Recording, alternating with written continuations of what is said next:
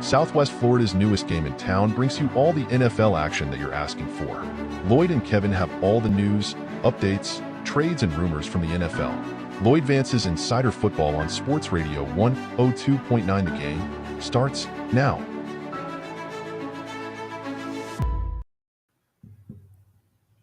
Lloyd Vance's Insider Football is back for another week here on the Coastal Sports Network in 102.9 The Game. So glad you're back with us this evening. Javon offered coming in to pinch hit for Kevin. He's out this week. We're so glad that he could come in. I know a lot of people are looking for my son Nate, who did a great job last week. He's going to come join us about the midway point, and we'll talk some fantasy football with Nate. I know he did a good job last week. A lot of people want to get his insights on fantasy football. Something new for the show this week. If you'd like to text in some news, notes, information, questions to Javon, myself, and Nate when he joins, the number is 727-858-6650. If you'd like to text the program, 727-858-6650. So another great week here on Insider Football with Lloyd Vance. Javon, how you doing this evening? I'm doing good, man. Glad to be back on the show. I think the last time I was on, it was before the draft. And obviously a lot has happened in the NFL since the draft. So always glad to be on talking some football with you. Yeah, Javon, it's exciting because, we'll get into the draft and rookies of impact and all that fun stuff. And going to do a lot of stuff this evening. And then at the late part of the show, we'll preview. We're doing divisional previews. We'll talk about the AFC South. So Let's jump right into it in terms of current NFL news and notes out there on the wire. I thought this one was interesting. I want to get your take on it. You're a little younger than me and a part of that, and my son to that snapback generation. CD Lamb. He got into a beef with his former teammate, Cole Beasley, over, I guess Beasley saw him working out or something. And then he made a comment, I guess, back on Twitter or some kind of social media. It was like, well, if I get 100 targets, I get 1,000 yards too, that type of thing. And CD snapped back at him. And, what are you seeing in this situation? Because CD, he's in line for a payday and is this a big deal, not a big deal? What are you thinking? I don't think it's not a big deal. I think it's just the off season, right? And these players have time. And I think the thing is, too, CD doesn't tweet a lot. So when CD does tweet, it's like, CD actually, somebody must have got under CD's skin. So, because I think he tweeted something today, coincidentally, about his football camp. And he said to, don't ask me about, no contract questions. And then I looked and I was like, all right, when was the other time CD Lamb tweeted? It was January or something like that. So he doesn't tweet often. So to see him shoot the shoot at Cole Beasley there, that was pretty interesting because while Beasley was solid in his own right as a slot wide receiver, he's not the same caliber of receiver like CD Lamb. If CD Lamb can line up all over the field, Cole Beasley's not that guy. So it's funny to see that them two bantering back and forth in all season. Yeah, my son says he's a try-hard. The guy. He's a guy. He got a lot out of his ability, but as you said, kind of bounced around. He was trying to be one of the Welker bots, and I don't. That's the perfect way to say it. I don't think he became as good as Cup or any of these guys, but he had a good, solid career. Hopefully, they can patch that thing up. And talking about CD Lamb, that kind of leads me right into an article I used to do was called the Holdout Watch List. And Kevin and I kind of touched on this last week. I wanted to get your take on this. And, this is the time of year where a lot of guys are talking tough. They're not showing up for mandatory mini camps and OTAs. And they're not worrying about the fines. But typically, as we get to training camp where they can be fined up to, I think, $45,000 per day missed if they're under contract, these guys stop talking tough and they show up. So one of the guys is Brandon Ayuk. Now, this is another social media thing. It was a little weird. I was looking at this on Twitter. Brandon Ayuk like tweets out, I guess it was like some Washington Commanders like plays or Yeah. very cryptic. You know what I mean? Like we know what he was doing. He's under contract with the Niners. He wants the big money. We know the Niners got so many stars underneath contract, and everybody's looking at that Jefferson 4 years, $140 million, 110 guaranteed, and they want now it's my turn. But Brandon Ayuk is he's angling for either the Commanders or the Steelers. That's what I'm hearing out there. But do you think he'll end up being on Niners at the beginning of the season? That's a good question. I'm gonna lean towards no. I think them drafting Ricky Pearsall early in the first round, I think that was kind of like the signal, like, hey, like we might be, if things go south, like we have no problem moving off of, I think at the time with either him or Samuel. So to see things kind of still like progressing a downward trend with Ayuk, I definitely could see a thing where we get to like next month and we just hear this random trade during training camp of him going, like you said, to Pittsburgh and Washington, both teams that could need him personally. Like right. Pittsburgh, they don't have a solid number 2 outside of George Pickens. I mean, it's George Pickens and a cast of wide receivers. Oh, it's terrible. It's not great. So I think that would be perfect. And then Washington, could you imagine Ayuk, McLaurin, Jahan Dotson? Like that's a tremendous trio. But at the same time, if you're the Niners, you don't have to let him go, right? You can make the situation unattainable as possible because he's not due he wants the big money, but they don't have to move him if they don't get the right deal. So I think if we get into training camp and he's like holding out, and he's not one of those like hold ins that come in and just don't do anything, then I think you could possibly see him being moved. Yeah, I always love those hold-ins now. You see all the guys, oh, my hamstring's pulled. I can't go today. And it's always soft tissue that won't show up anywhere on an X-ray or anything and can't be proved. And you know what's going on. And, I covered and lived through when T.O. was holding out with the Eagles. What a circus that was. And you know how that went. And just a lot of animosity on both sides. And it just – when guys hold out, they just, even if they come in, it just seems to be kind of bad blood. I know the Rams kind of worked it out with Aaron Donald. They gave him his money. Last year worked out with Chris Jones after he missed a lot of time with the Chiefs. They gave him his money and they went on to win Super Bowl. But too often it's, the player does show up and he does really pull a hamstring, a calf, because they're not practice field ready. So we'll see what happens with Brandon Ayuk. At first, I thought no way they let him go. They're going to play hardball. But that may be a bygone generation. It's all up to John Lynch. John Lynch is their general manager. And I do kind of agree with you. If there's somebody out there that presents something in front of them, maybe a second-round pick, something like that, they will possibly move on him. And they have Pearsall that you brought up. Also, Juwan Jennings had a huge Super Bowl, played very well for them. They have Kittle. You talked about Debo Samuel, and McCaffrey. So they have a plethora of weapons. And if they could get something for Ayuk, I do agree that there will be opportunities out there for him. We're on Lloyd Vance's Insider Football on the Coastal Sports Network, 1029 The Game. Again, if you want to reach us on the show, text line is 727-858-6650. We are talking with Javon Alford.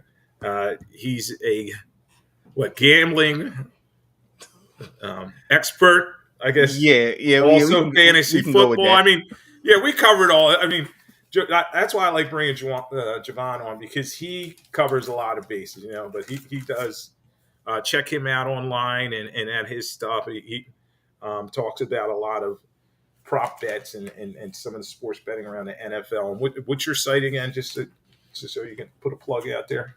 Oh, yeah, totalsportslive.com as well. All right, so check them out, totalsportslive.com out there. And then later on around midpoint of the show, we'll have my son Nate joining us, the aspiring mass communications major. He always tells everybody he knows more about fantasy football than I do. He's beaten me over and over again, So Maybe he's right. But we're talking about the potential holdouts and players that are looking for new contracts because obviously they're all looking at Trevor Lawrence. Trevor Lawrence just was got the guy that got the bag from the Jaguars. 5 years, $225 million. He had a $37.5 million signing bonus, $142 million guaranteed. I mean, that was at signing. I mean, this is like monopoly money. It's just crazy because this is the 105th season in the National Football League. The cap is going to be up to $255.4 million, up $30 million from last year. So a lot of these guys are getting money, but some of them aren't, and they're not happy, and they're talking about holding out.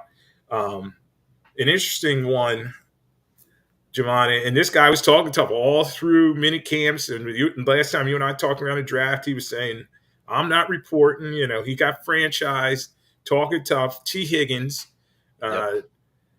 he said, you know what? I got no chance. He signed his franchise deal. Now he's going to play for 1 year, $21 million, and he'll be on the other side from Jamar Chase. I mean, so that's a great 1-2 punch for Joe Burrow, who's coming back from the wrist injury. Do you think Higgins will get a new deal or he'll just play out that franchise this season? I gotta think.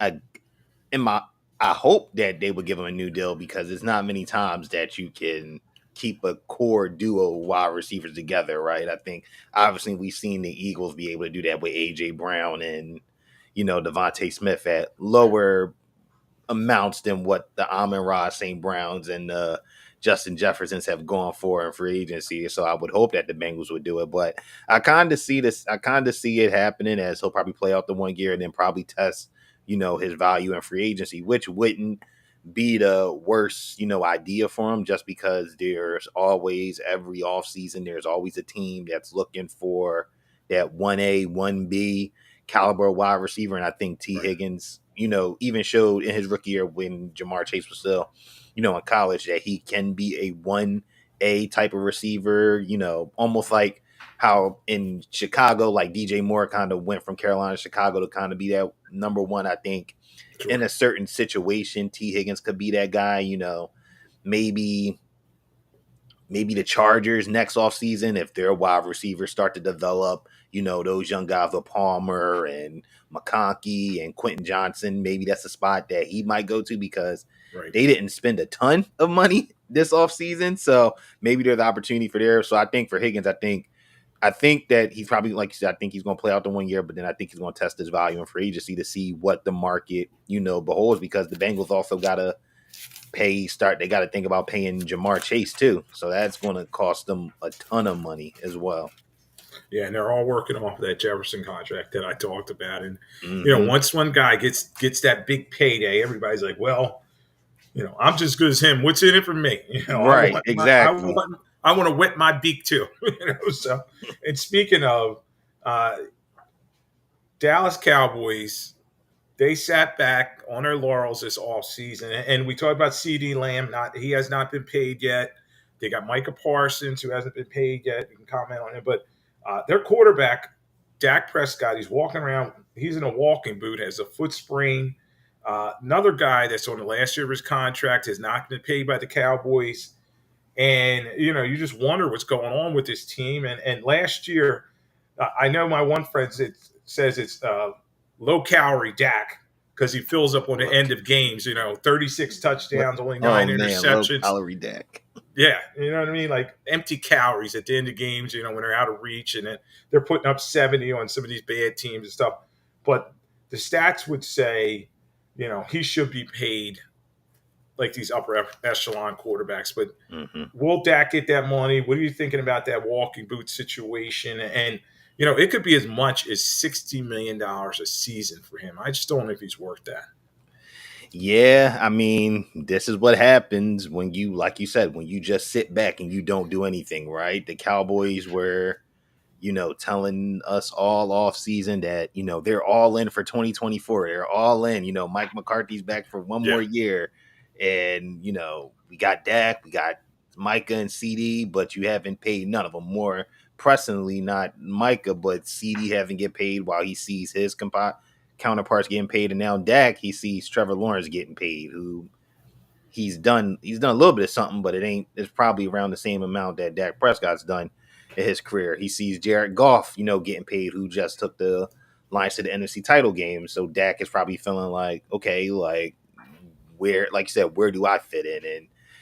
And this is the issue when you don't get a deal done early, because now you're at the market's mercy. Now the Cowboys are at the mercy of Dak's agent pushing for the $60 million per year, which is a lot of money. That's what, 3 years is about 180 annually, 4 for 240. That's a lot for a quarterback that I think we can all say has done tremendous for a 4th round quarterback at his draft status. Like, he's definitely outplayed that. But like you said, is he worth that amount of money, especially when you have a guy in Trey Lance that you've been hyping up all season now and saying that you're going to give him every opportunity in the preseason to do something? And then you have, the draft class coming up in 25 with the Carson Becks and the Shedeur Sanders and the Cam Wards and the Dylan Gabriels and the Jalen Milrose. Like, there's options out there for them if they want to explore, if they don't want to, pay him, because obviously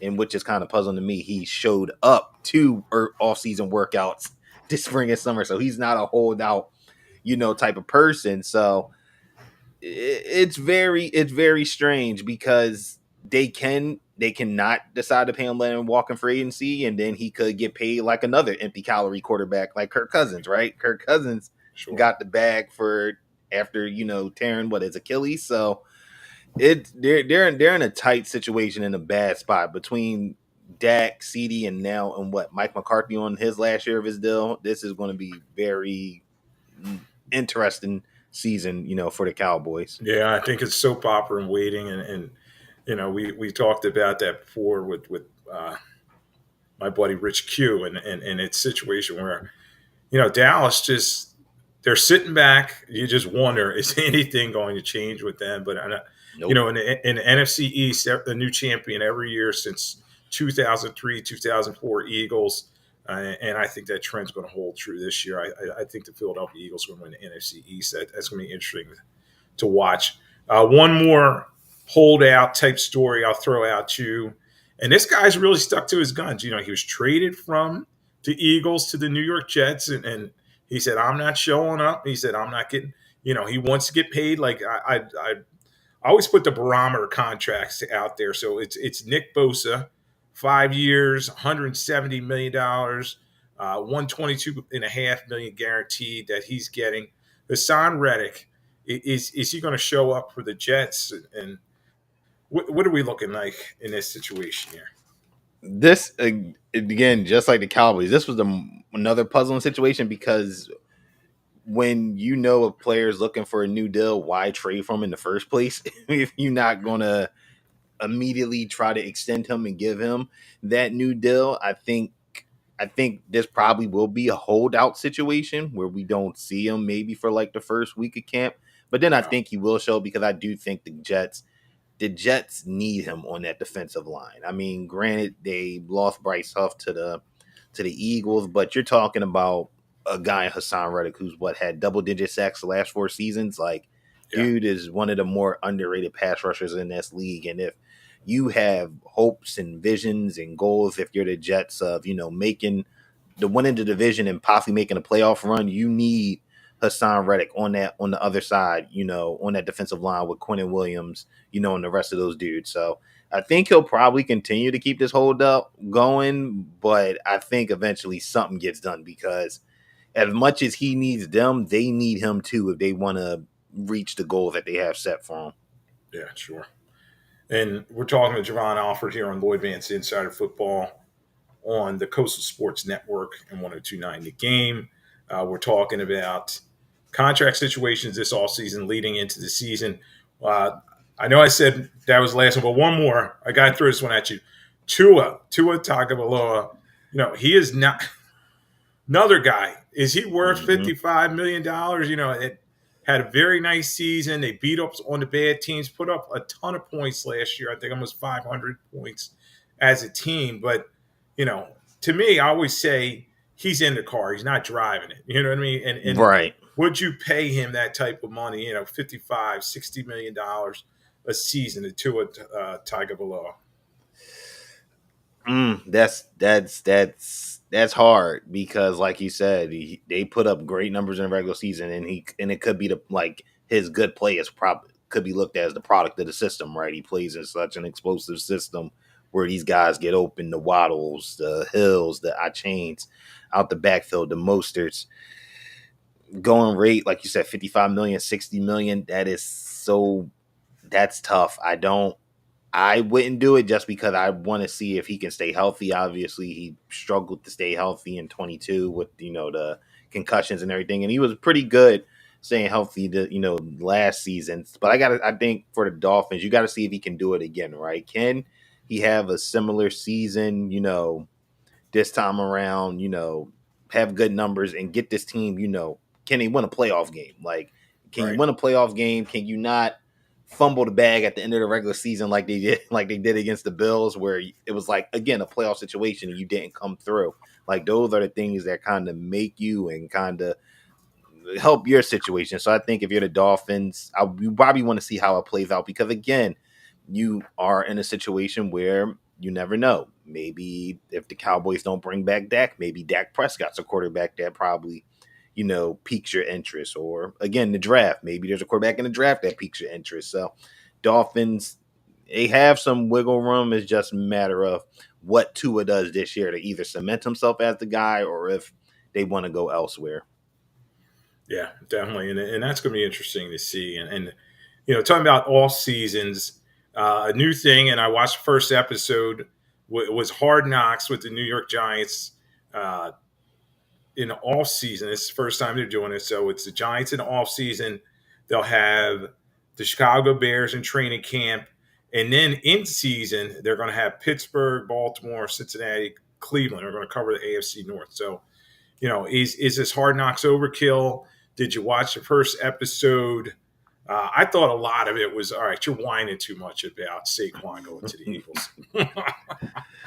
I did not watch any of Hard Knocks. I haven't watched Hard Knocks in a while, actually. It's been actually a few years since I watched Hard Knocks. But I did hear a lot about what the Giants were talking about and saying how, not paying Saquon and, just gave Daniel Jones $40 million and we got to do X, Y, and Z around them and what we're going to do at running back.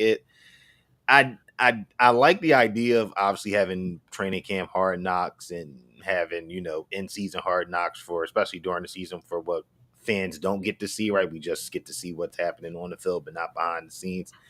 Off-season Hard Knocks just doesn't excite me enough to see what's going on in the front offices when it comes to trade signings and the war room for the draft. Yeah, and it's interesting because, I was like, all right, it seemed a little staged. They're talking up Devin Singletary, and because he's the guy they're going to sign, and is it him or DeAndre Swift, and they end up on him, and one thing the Giants did do, and I got to tip my cap to him, is Brian Burns. That was a great trade. Was a great pickup by them, and they're going to pair him with Thibodeau. That defense actually may have a little bit more teeth than the offense. We know the offense, they're bringing in Malik Neighbors, but I just, the Giants, I think they're going to have a long season as well. So it's going to be interesting to see how they come along. And one of the exercises I did going into tonight's show and thinking of the show topics is I started thinking about teams that are in bad situations now. Going into the season, basically these teams have no shot. I know hope springs eternal everywhere, and I used to always joke, even in Cleveland, but they may even have a better chance than some of these teams. So I want to get Javon Alford's opinion on this here on Lloyd Vance Inside Football on the Coastal Sports Network 102.9 The Game. All right, so. And I'll give you the odds, and you can kind of talk after that. The Patriots, Vegas is saying over-under for them in wins is 4.5 wins. Now, the Patriots are very downtrodden. Basically, Belichick backed up to – he left, and he took everything with him. Now, Gerard Mayo, great opportunity for him everybody wants to get a job and everything. You're glad that Gerard Mayo got the job, coach in waiting. But this is going to be a tough situation. So 4.5 wins, do they get that? And then just talk a little bit about the Patriots and their roster. 4.5 wins. That's tough. I know me and Rich talked about this like a month ago, looking at wins totals, and he was going down the schedule and he was like, where do you find the first win? And I was like, I don't know, because this team has a lot of question marks. So if right now, based off of what we've seen and all the new pieces, which is going to take time to integrate on offense, I would lean towards the under here.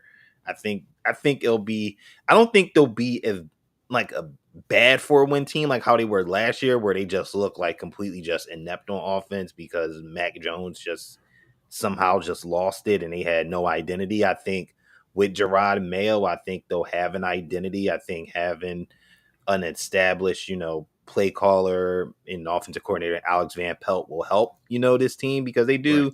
Right. I do give them credit. They stockpile a ton of wide receivers, and they realize that they have a wide receiver problem, and they stockpiled and got the Jalen Polks and the Javon Bakers, and the KJ Osborne, which I sneakily love that getting him, and then you bring back Kendrick Bourne with Pop Douglas. So they got pieces. Even at the running back room, adding Antonio Gibson, and their offensive line is solid. It's just going to be the growing pains that's going to come, when you do have to put Drake May in the game. So for me, I'm going to lean the under, but I think they're going to be competitive for a win team. I think they're going to play hard because that defense is very good, a very good defense at all three levels. If Matt Judon is healthy and, they don't move him, if Josh Uche, plays up to his level, they just re-signed Jelani Tavai, and you got Duggar in that secondary. Like, they got some guys on that defense that can keep them in games. So they're going to get under that, but I think it's going to be competitive for a win team, which sounds odd to say, but they're going to be competitive. Sure. And you talk about the Patriots, you can't forget about Christian Gonzalez, who got hurt last year. He was a potential defensive rookie of the year candidate. We'll see what he can do. Now, also talking about them, Ramondre Stevenson, I was surprised by this. They gave him a 4-year, $36 million, $17 million guaranteed extension, going to be splitting carries with Antonio Gibson. Running backs just aren't what they used to be anymore. I was looking at the stats. McCaffrey was the only back to rush for over 1,200 yards last year, as opposed to 20 years before in 2003, there were 14 backs that did it around the league. So, do you think that's too much money? Do you think we're still going to see the devaluation of the running back position around the league that so many guys were talking about, but then Saquon got that contract and then McCaffrey got his extension? I think if McCaffrey and Saquon and even Josh Jacobs, the big deal that he got in Green Bay, if those guys can have a good first year in their respective situations, obviously McCaffrey's still in with San Francisco, and even DeAndre Swift getting 3 years, 24, right? If those guys can have good first seasons, then I think teams and GMs around the league might feel like, okay, maybe the running back position isn't devalued, even though I do believe that teams do feel that way because they probably feel like running backs are a dime a dozen, right? There's your upper echelon running backs, the McCaffreys, the Saquons, the Nick Chubbs, Derrick Henrys of the world, and then it's like everybody else, right? The plug and play guys like the DeAndre Swifts or the David Montgomerys or, Austin Eckler, even though he was very good in, with the Chargers. So I think we probably still will see the devaluation of running backs. And I think for New England, and they've done a good job of this offseason of re-signing a lot of their key guys from last year's roster to kind of keep their cohesion together. And I think Stevenson, if for them to be successful, he probably needs to have 1,000 yards, which he's only done once in his career. But I think for him, his best attribute is also being a pass catcher out of the backfield. So I think if you can get, 1,000 scrimmage yards from Stevenson, I think that will do a ton, for that offense and be well worth that deal. Because if you think about it, for New England, you don't really have nobody up next in line in the pipeline, right? That you drafted and say like, hey, I'm depending on this guy to step in if Stevenson, goes down. You went and got Antonio Gibson, who's almost kind of the same mold of running back as Stevenson, but more so as a pass catcher. So that's, I think, for the Patriots, you did the good thing keeping Stevenson, and hopefully he can have a bounce back year. And I think having Van Pelt, who did a good job, I think, last season utilizing both Kareem Hunt and Jerome Ford, I think that bodes well for Ramondre Stevenson this season.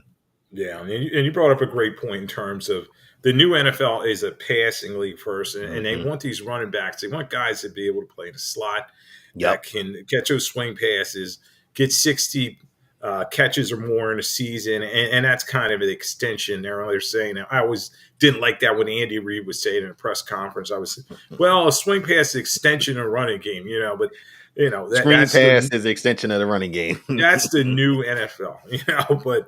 I always came up with guys that carried the mail, and you see in the playoffs, like the way the Chiefs used Pacheco at points in the playoffs, that you have to have that running game. Yes. So, they may say they devalue him, but successful teams use their running back in terms of carrying the mail. So, this is Lloyd Vance, Insider Football on 102.9 The Game and the Coastal Sports Network. I'm here with Javon Alford, and we're talking about teams. We're saying they're in bad situations entering the season. The Denver Broncos, the over-under is 5.5 wins.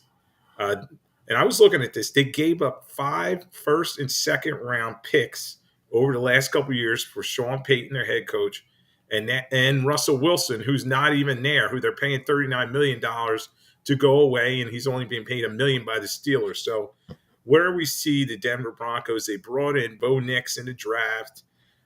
This is another team. I think they're going to struggle. They do have a few pieces here and there, but I think they're going to struggle this season. Yeah, I think they're going to struggle too. I would take the under with them. I don't trust Sean Payton to develop a quarterback. Like you kind of like push Russell Wilson out the door a little bit, and you didn't play him towards those last couple games of the season because of that whole weird thing in the contract, and you tried to sell people on this thing of, we'll see what Jarrett Stidham has. Well, we kind of already know what Jarrett Stidham is. He's a backup, and now he's in competition with Zach Wilson, who couldn't really find his footing in the Jets, and then me personally reaching for a guy like Bo Nix, in the top 15, who I thought had a great last 2 years.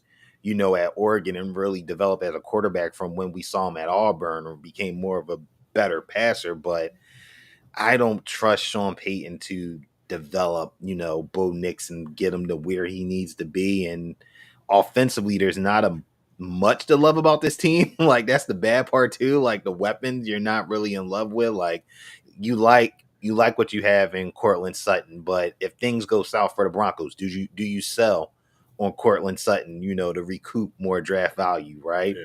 Fans were calling for, him to use Marvin Mims more.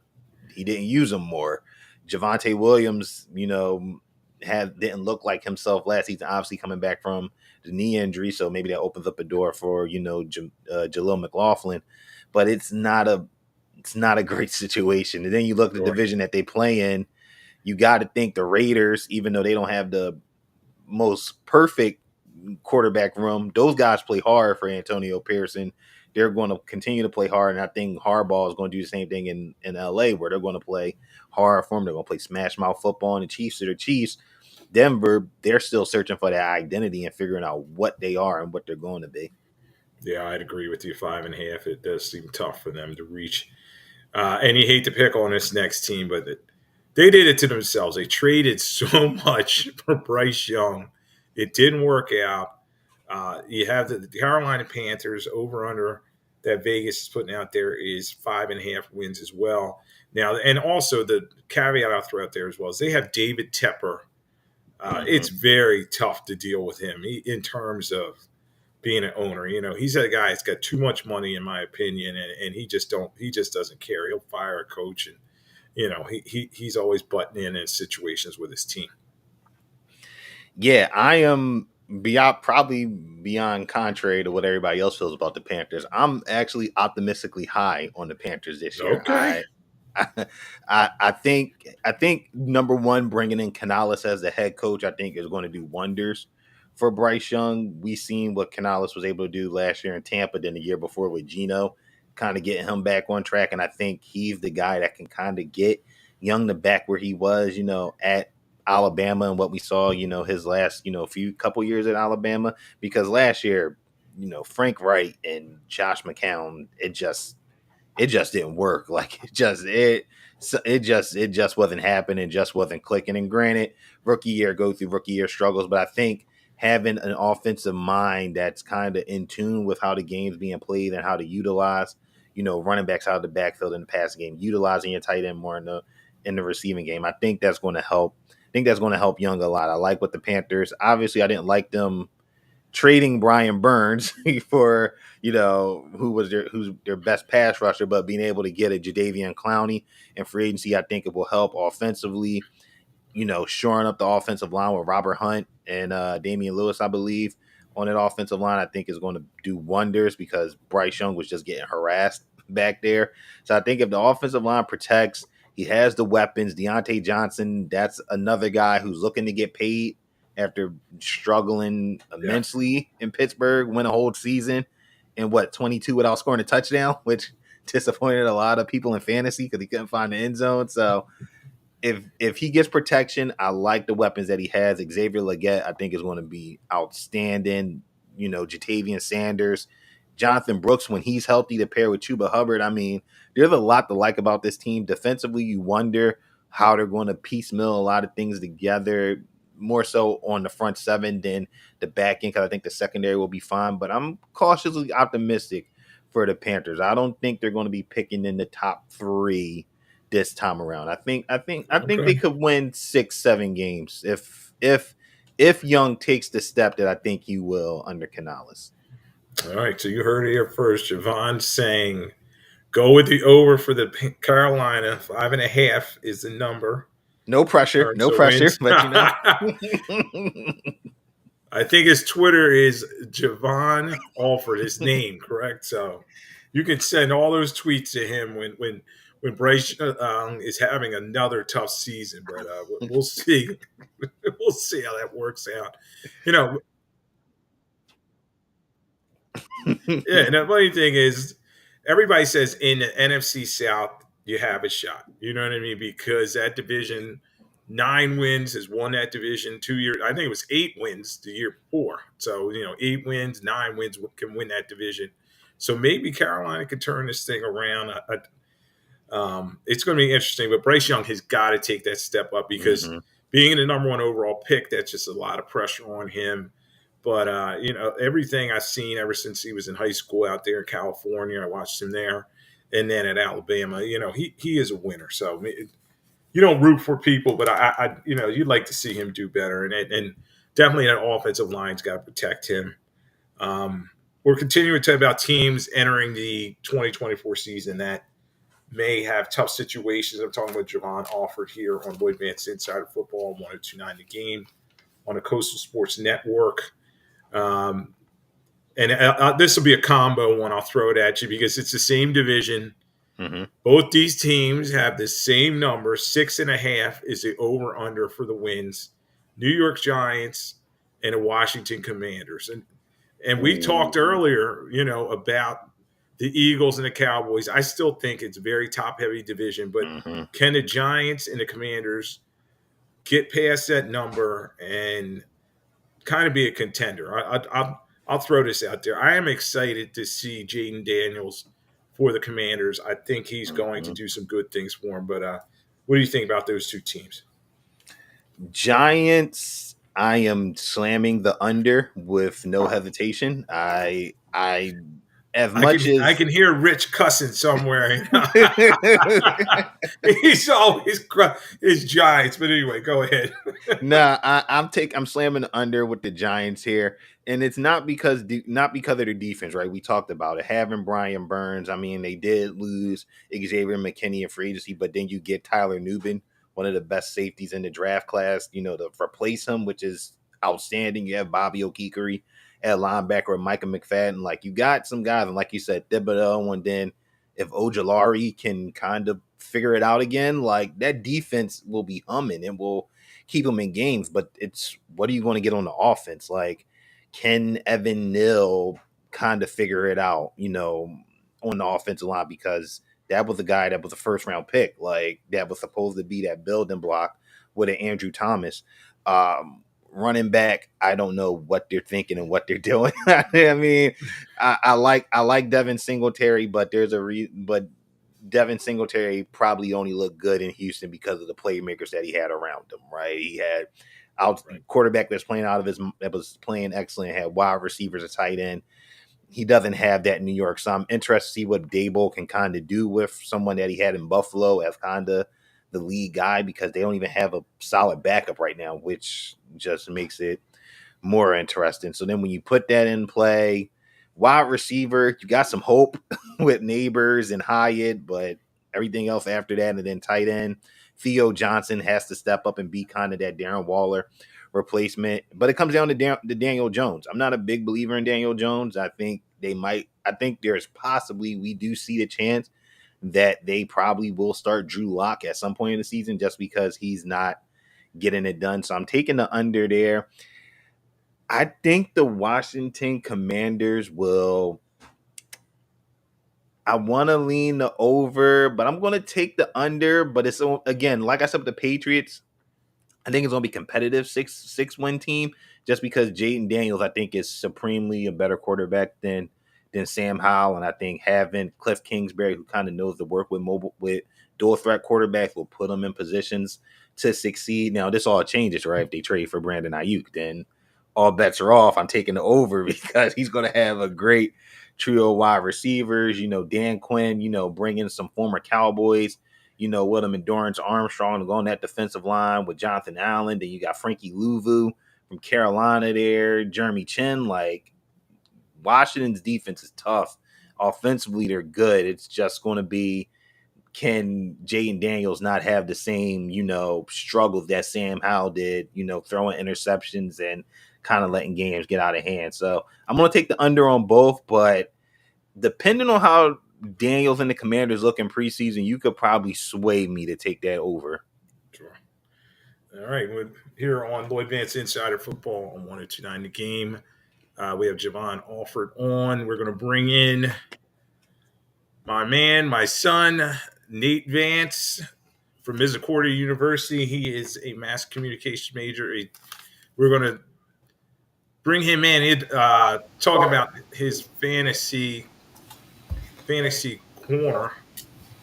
And Nate, what do you think in terms of the Giants and the Commanders before we get to the fantasy?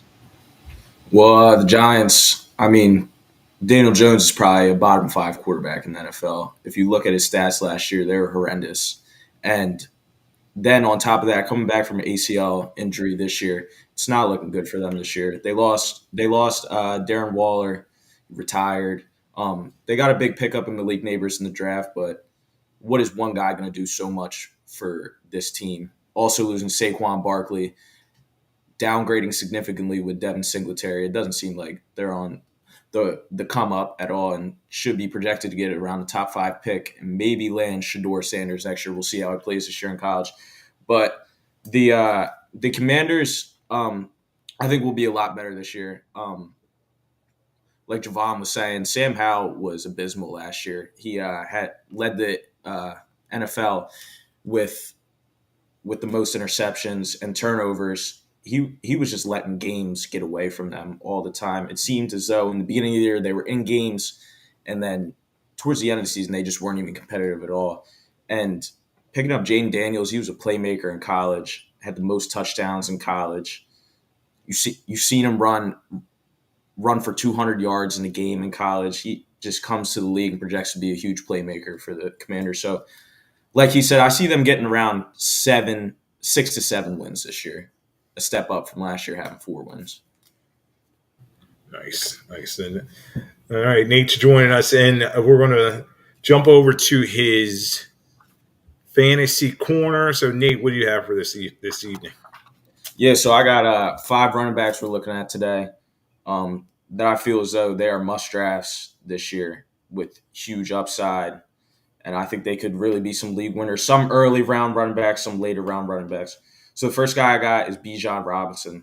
Look, last year I took him in fantasy in the first round. It looks like I'm a year too early on him. Arthur Smith, he just ruined his season, making him split carries with Tyler Algier. Anytime you draft a guy in the top, I think he went with the 7th pick, the 8th pick, you're supposed to get his touches. He was a generational type talent at Texas. Last year in the NFL, you saw the glimpses of what he can do. He averaged just about around 5 yards per carry. He went for 214 carries, 976 yards, 4 touchdowns, and also had 58 receptions for 487 yards and 4 touchdowns.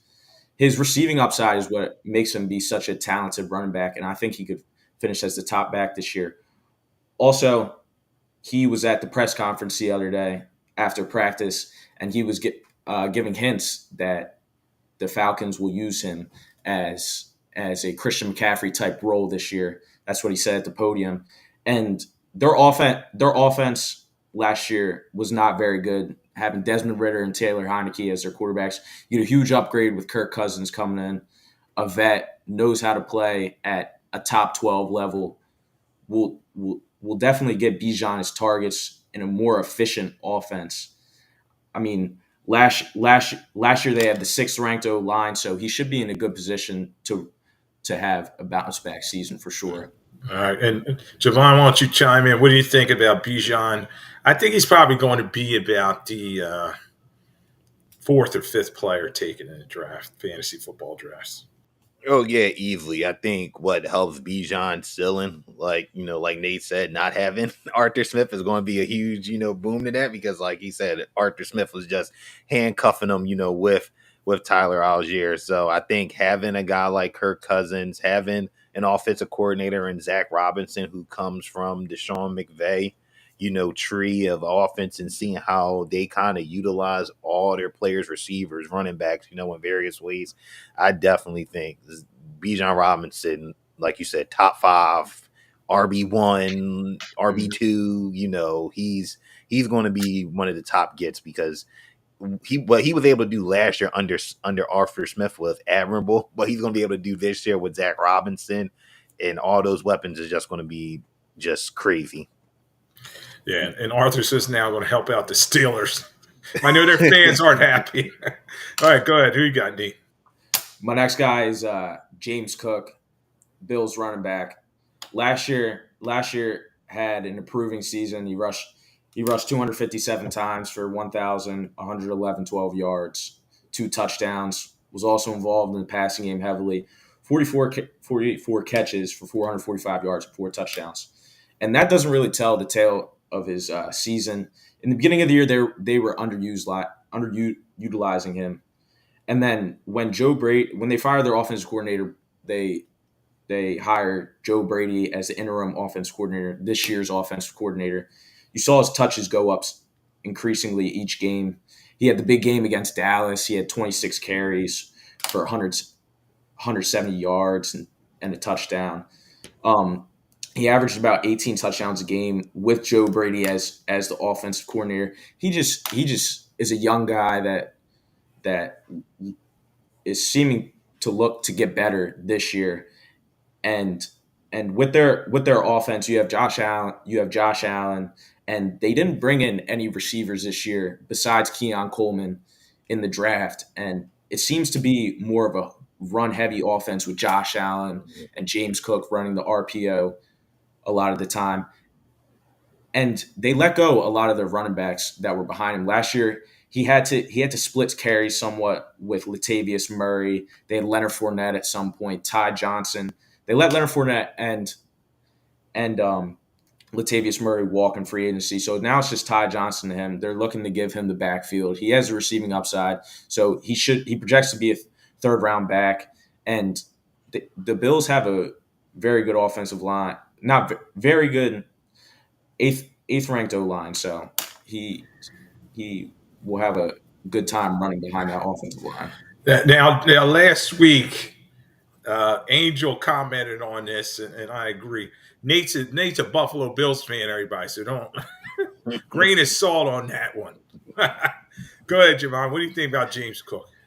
No, James Cook, like Nate said, they kind of fed him the ball once they got rid of Ken Dorsey and turned the reins over to Joe Brady, and they leaned into that running game, and he showed up. I would know. I played a lot of his running back carry props during the second half of the season because they figured it out. For them to have success, for just that passing game to have success, you got to run the football. That's just football 101. And I think that's going to be the same thing this year. You don't now, without no Stephon Diggs or Gabriel Davis, I don't think Brady is going to want to put the pressure on, Keon Coleman, Khalil Shakir, and Curtis Samuel and MVS to kind of fill in for Diggs. I think it's going to be a group effort. So there's definitely going to be a ton of targets, for, Cook to be a monster in standard PPR leagues, even DFS, right? I think he's going to probably be that go-to target, every week because, like Nate said, he's not competing with nobody in that backfield. Ty Johnson's bounced around the league. Ray Davis could be that RB2. I think if you're a Bills fan, you hope Ray Davis becomes that RB2 because that dude's good. Like, he might have bounced around from Temple to Vanderbilt to Kentucky, but he can knock off some home run, runs when he gets the opportunity. So I like James Cook too. I would agree. That's somebody that I would keep on my radar for sure. And also, they're trying to take Josh Allen second in the league in interceptions. Yeah, they need to take the ball out of his hands, and they need to stop making him play hero ball as much. And that's what Joe Brady seemed to try and do towards the end of the year. So, what do you think about it, Lloyd? No, I do agree with you. And the Bills are a solid team, and we know this in that division. It's probably going to be them against the Miami Dolphins, and the Jets are trying to step up in there. But I think that Cook's going to have a good season, and don't forget with Diggs leaving, they got to spread the ball around even more. So do got Kincaid and Knox, but I do like Cook. Maybe he'll be as good as his brother. His brother at one point was probably the guy to get in fantasy football. Mm-hmm. Who you got next? All right, so this guy is an older guy, but I think he's set up to have maybe one of the best seasons in his career. Derrick Henry coming over from the Tennessee Titans to the Baltimore Ravens. I know he doesn't get in PPR, in non-PPR formats, he's going to be a monster. But in PPR formats, people have their questions because he doesn't get the catches a lot. But this year, I think he's going to have a huge workload in Baltimore. Last year, he's going into age 30 season, so people might be concerned about that. But last year, he led the NFL in carries. He averaged about 17 per game. He was behind one of the worst 5 O-lines in the league last year with a rookie quarterback. He had, on average, on first and second down plays, 7.5 guys in the box. And it was just it was not a good offense. And everybody knew it was Derrick Henry every single time. And he still managed to get 1,100 yards and 12 touchdowns. So, I mean, you're going to the Baltimore Ravens where they have a top 5 O-line. That offense is going to be built around him and Lamar Jackson, read option over and over and over again. I mean, Gus Edwards last year, the former Ravens starting running back, had 13 touchdowns. I think Derrick Henry could be in that range around 15 touchdowns this year, having a bounce back year and maybe going back to what he was before earlier in his career with like 1,500 yards. Around there. Yeah, I think that's an interesting pick. And you got Todd Monk in there who came in there and did a nice job and redid that offense. Now, as we know with the Ravens, it's playoffs or bust. So we're going to see if Lamar and I think he'll be able to lean on Derrick Henry and be able to have that 1-2 punch and not have to run the football so much. You'd like to have him run it for about maybe 600 yards or so rather than getting that 1,000-yard mark. So, Javon, what are you thinking in terms of Derrick Henry, who I really like coming over to the Ravens?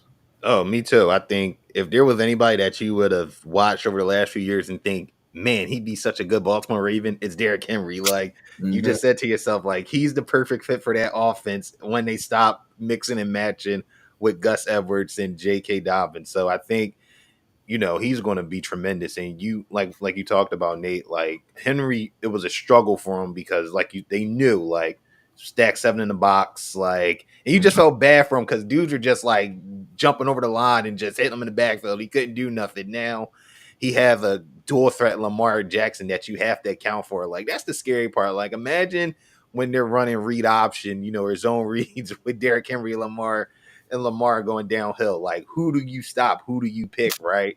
Yeah. So I think, he's going to have a bounce back. Like, if Gus Edwards had 13 touchdowns last year, like, Derrick Henry could probably get that, in his sleep. And that's not even to mention, them having Keaton Mitchell, if he's 100% ready to go, like, having him in that backfield too. Like, that's crazy.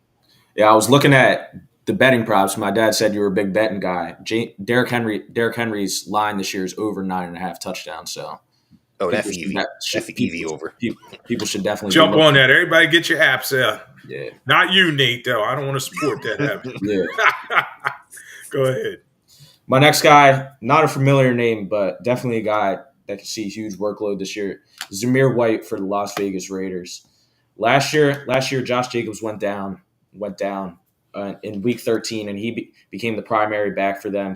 He saw the most touches in the NFL from weeks 14 to 18, averaged around 22 touches a game. He had 2 100-yard games, one game going for 150 yards. I mean, he's a big back, and Antonio Pierce, you see what he wanted to do last year when he became the head coach. He wants to pound the football. His old school way of coaching. He wants to run the ball a lot, at least 20 carries a game. And Zamir White is a big physical back, and he showed through those weeks that he could get it done. They didn't bring any competition in for him, really. They brought in Alexander Madison, who was just terrible for the Minnesota Vikings last year. I mean, I had him in fantasy, and he was just terrible. I mean, he had his spot taken by Cam Akers at one point. Then Cam Akers got hurt, and then they tried out the rookie Ty Chandler. I mean, Alexander Madison was just not good, and I don't think he's a threat to take away from Zamir White. And it looks to project to be his whole backfield, and also their quarterback situation is not very good. I mean, Aiden O'Connell and Gardner Minshew both probably. I mean, Gardner Minshew is probably more of a top 20 quarterback, but Aiden O'Connell is not very good, and they need a running game to support these quarterbacks if they're going to do anything in the league this year. So I like Zamir White as a breakout guy this year. What do you think, Javon? Yeah. No, I love that Zamir White call out. Those are the running backs that I think that can be league winners, and that your friends will be looking like Zamir White, like, who's that guy, right? Almost like how for me last year it was supposed to be Rachaad White. I thought Rachaad White was going to have. Yeah, I had Rachaad White on my team too. He was just a catch merchant. Yeah, it just never broke out for him. So I do like the idea of having Zamir White in that backfield. Like you said, the quarterback situation isn't great between Aiden O'Connell, Gardner Minshew. Like, you're going to run the ball.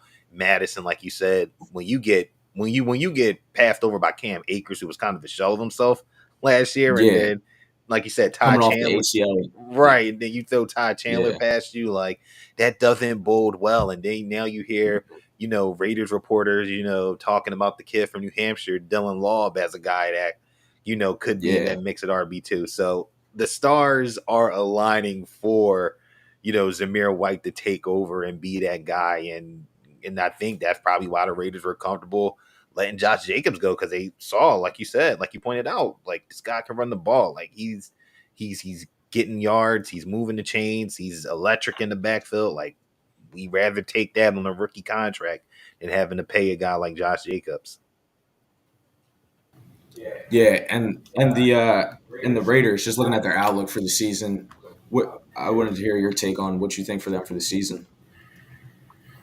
Well, for the season, when I look at them, this is a tough division. And the Kansas City Chiefs, as we were talking about earlier, they're going for the three-peat, and they're loaded up. We're going to see what they can do. And then I think the Chargers can be better underneath of Jim Harbaugh. And the Raiders will be more competitive. And Pierce did a nice job, and the team believes in him. So we'll see what they can do. Javon, what do you think? Yeah, no, the Raiders, I think, I wish their quarterback situation was a little bit better because I think they have like the pieces to kind of do something, like at least, maybe get into that 7th spot of the wild card because they have the guys on defense. Is just I can't trust Gardner Minshew because Gardner Minshew, when clock strikes 12 for Cinderella, what shows up, right? It's going to be the same thing for Gardner Minshew. And then Aiden O'Connell, he was, solid, but doesn't move the chains, and that's bad because they have a good wide receiver unit, right? They drafted Michael Mayer, at tight end. Like, they have the pieces there. It's just quarterback.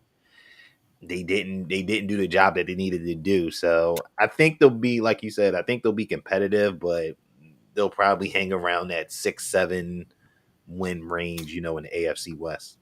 Yeah, and real quick, a sleeper for them, Brock Bowers. I love that draft pick. We'll see what they Brock can do Bowers, with him.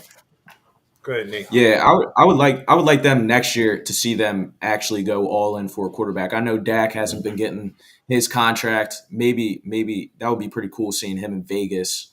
And if Vegas is willing to give him that contract, what he's looking for, I think Dak's going to get paid next year. I don't think the Cowboys are going to give him the $60 million he's looking for, but a team that is desperate at quarterback like the Raiders will definitely give him a contract. So I think would maybe be a good look for him next year. Yep.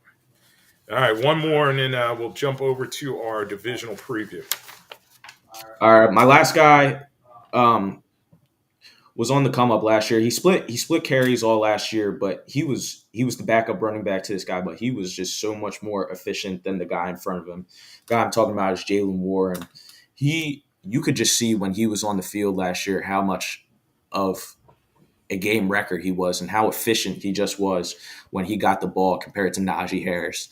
Najee Harris was not good last year compared to him, and people started to turn their heads like, why is this guy starting? And we talked about earlier that Arthur Smith is coming over. Not that I think he's a good coach at all. I do not think that he's a good coach at all. But he said the other day that they are going to be running the ball 50% of the time. So it looks to see that they're going to run the ball a lot with Jalen Warren and Najee Harris. They didn't pick up Najee's 5th-year option. Najee wants a contract, but it doesn't look like Pittsburgh's going to give it to him. And I think that they're going to turn the role over towards Jalen Warren more because I think Najee's going to be gone after this year. I think they've realized that Jalen Warren is the better running back, kind of like how Tony Pollard was to Ezekiel Elliott a couple of years ago. I mean, they improved their O-line. They drafted the guy out of Oregon State in the 1st round that I really liked, the guard Troy Fadanatu. I think that's how you pronounce it. And then Zach Frazier as well in the 2nd round, 2 offensive linemen that they get to plug and play guys to help out the offensive line. And then also, I mean, Russell Wilson over Kenny Pickett. I think Russell Wilson's on the downfall of his career, but he projects to be a better quarterback than Kenny Pickett was. I mean, last year they had 10 wins with Kenny Pickett. If you can have a stable quarterback that is able to make the passing game a threat enough to take the guys out the box, to not pay attention to the run as much, I think Jalen Warren could be a scary guy this year. Go ahead, Javon. Yeah, no, Warren, I think he's the interesting situation. I don't know if it's a guy that you draft or a guy that you pick up on waivers after your draft because of the Arthur Smith handcuffing situation of will he bounce around between him and Najee? How do they worry and work in Najee given that this is a contract year for him? And how do you utilize Warren in that offense? You might have to utilize both because you don't have pretty much no wide receivers outside of Van Jefferson and Quez Watkins to go with George Pickens. So I do like the idea of Jalen Warren again. And I think not a guy that you probably start at RB1, but I think definitely has a lot of RB2 flex value in fantasy. Yeah. They like you were saying, their receiver depth is not very good this year. So I could see, you saw Arthur Smith last year in Atlanta. He loved to have Algier and Bijan Robinson on the field at the same time. So I could see a lot of 2 running back packages coming this year for the Steelers. All right, another great fantasy corner with Nate Vance. Thanks for joining us on Lloyd Vance's Insider Football. Nate, we'll pick it up next week. Start working on that list. I'll be giving you a quiz on it. Anything else? No, that's it. Thanks for having me, guys. All right. Thanks, man. All right. That was Nate Vance doing a good job in the fantasy corner. We are going to jump to our divisional preview here on Lloyd Vance's Insider Football on 102.9 The Game, the Coastal Sports Network. All right, Javon, this division, some say it's going to be competitive, but I think it's going to be a runaway. We're talking about the AFC North. Now, I think it's top heavy, and I'm going to go with this team right out the gate. D'Amico Ryans came there. It was a job nobody said anybody wanted. He did a great job for the Houston Texans last year. They finished 10-7. They win a division. They win a playoff game. They lose the Baltimore Ravens on the road. Respectable loss there. But they bring in Stephon Diggs at the receiver position. And I think a problem here, and I was talking with Rich about this, and I want to get your take on it. Do they have enough balls to go around this offense to all their weapons? So what are we thinking in terms of the Texans? And then we'll talk about their defense next. Yeah, I think that's a good question, right? I mean, you give the Texans credit, going out and getting the Stephon Diggs, almost like what the Eagles did, going out and getting A.J. Brown. Like, you see a young quarterback kind of ascending, and you go get him that weapon, right? And Texans, they go get their number one wide receiver, Stephon Diggs. But like you said, what does that mean for everybody else, right? Because Tank Dell was tremendous as a rookie. Nico Collins finally had that breakout that we kind of thought that maybe could happen. And he finally takes off. And then you got Dalton Schultz at tight end. Brevin Jordan popped up too at tight end. Like you said, there's not a lot of passes to go around. So who kind of takes a step back, at that, at wide receiver? And then you got Joe Mixon, who's probably looking to, play angry football this year after getting basically tossed to the side for the Bengals, and he's a factor in the passing game too. It's going to be very interesting how they split those targets out, and maybe that's a good thing, right? Stephon Diggs will probably get most of the coverage, which probably leads, Dell and, Collins to eat, but then it could flip and be Dell. So it's going to be interesting how they kind of mix match, those offensive pieces. It is, because you got the rookie of the year at quarterback and C.J. Stroud. Everybody's talking about him. After his rookie season, is he top 10 already? Everybody's asking that. And, I think in terms of this offense, that Bobby Slowick, who's one of those head coaching candidate guys out here, I think he's going to do a good job with all these weapons. And it's going to be fun to watch. But as you said, you got Mixon coming over. You have Diggs. And hopefully if Diggs behaves himself, right, this team will ascend. So offensively, looks great. And then they had the defensive rookie of the year, Will Anderson, on the other side. He's tough. And then they bring in Daniel Hunter over from the Minnesota Vikings. And then at corner, they have Derek Stingley Jr., who's one of the best young corners out there. So what do you think in terms of Houston defense and then overall in the division? The defense is tremendous, right? You lose, Jonathan Grenard to the Vikings, but then you go get Danielle Hunter from the Vikings. So you just swap off pass rushers, and get a more veteran pass rusher to pair with a Will Anderson. I thought the linebackers played outstanding, last year. And then, like you mentioned, having a guy like Derek Stingley showing why he was a top, pick when he came out, kind of solidifying himself as the top corner. I think some publication had him like top 20 cornerback in the league. I think he will probably ascend up that list to top 15, top 10, because I think he's only going to get better. So I love their defense. I think for the Texans, I think this is their division to lose right now. I think they've set a standard and a tone. I think they sent the message by picking up Joe Mixon, by getting Stephon Diggs, by getting Danielle Hunter. They send a message saying that they have that everybody else in the division has to keep up with us. So I think it's the Texans' division to lose right now. Yeah, this is a team that scored 22 points per game. They allowed 21 points per game. So I think that defense gets better. They were 4-2 in division last year. So going to be a fun one to watch. I do agree with you that they are going to be the top team in that division. In the second spot, I will go with the Indianapolis Colts. I think this team's going to come up. I think Shane Steichen did a great job with this team, even though they really didn't have a quarterback last year. We talk about Gardner Minshew. Now they have, they're hoping that Anthony Richardson can come back from that shoulder injury. He has successful surgery. I was talking to some guys up there, and they said that the surgery went pretty well. And if you project his numbers out, he only played 4 games, but he had, 577 yards passing, 3 touchdowns, only 1 interception.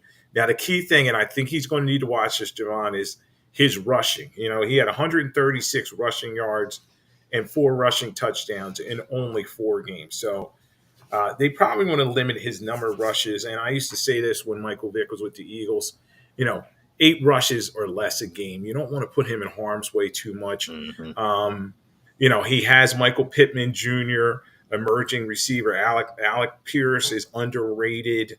And then the offensive line is built around Quentin Nelson. So what do you – and you can't talk about this team without talking about Jonathan Taylor. We talked about the holdouts earlier. I think the holdout kind of affected him last year. But he came in and got that new contract. And by the end of the season, he was running more downhill. Yeah, no, I think if you're Shane Steichen, like you said, for the Colts to have any success, it's going to fall on the shoulder of Anthony Richardson if he's healthy. I think if you're Steichen, you kind of have to treat him like Jalen Hurts, how you manage Hurts in the running game, like calling more plays to not have him have the ball in his hands. You have one of the best running backs in the league in Jonathan Taylor. Lean on him. He has shown us that he can be a bell cow for any quarterback, even going back to his days of Wisconsin, right? Just give him the ball and let him work. So for me, it's all going to depend on that health for Richardson. I think he's excellent. I think he has so much talent, so much upside. A lot of people compare just him to, Cam Newton. Like, he have that skill set, right? But what happened with Cam? Cam got beat up to the point where he didn't have much left in the tank. So if you're the Colts, you got to kind of save Richardson from himself. Lean on Jonathan Taylor, and I think he'll be okay. Yeah, and in the third spot, I'll talk about the Jacksonville Jaguars. We talked about earlier that Trevor Lawrence gets the bag. He got all that money. He's now the highest paid quarterback and player in the National Football League at this point. And the thing is, the Jags just struggled down the stretch last year, finishing 1-4. They were in a driver's seat in this division the majority of the time, but they finished 4-2 in the division. But they're one of those teams. They gave up 371 points, which is 21.8 points per game, and they only scored 377, which is 22.2 points per game. They're giving up as much as they're scoring. Now, their defense has some names. They're bringing over Eric Armstead. He's coming over from San Francisco. They already have a couple other, and Trayvon Walker's there, Ronald Darby. They have some playmakers on that defense, but is that enough? And can this team have a bounce back? Can they compete with the Colts? With the Houston Texans, who everybody's saying is the top team in this division. I think the defense can hold up. I think what you have, especially that defensive line, they are able to get pressure. I think it should create enough big plays for that secondary to capitalize on. Now with Trevor Lawrence getting paid, it falls on his shoulder. What can Trevor Lawrence do with the weapons that they gave him, right? They went out and go get Gabe Davis. They go and draft a Brian Thomas to kind of replace Calvin Ridley. You still have ETN. You still have Evan Ingram. You added Devin Duvernay. The weapons is there. The offensive line has to be better. Trevor Lawrence has to be better. If he's better and his receivers are better, if they don't drop passes like they were doing a ton last season, then they should be able to rebound and give the Texans a run for their money. They just have to remember that they can't play down to the competition. They have to play up to the competition. All right, and I know we're selling this team short because we don't have much time left, but the Tennessee Titans, and I was talking with Nate about this earlier, they brought on a lot of people this offseason with Calvin Ridley. They had the trade for L'Jarius Sneed coming over to the Chiefs. So the Titans have gotten better, but the big question is Will Levis at the quarterback position. I have them right now in the last spot. What do you think?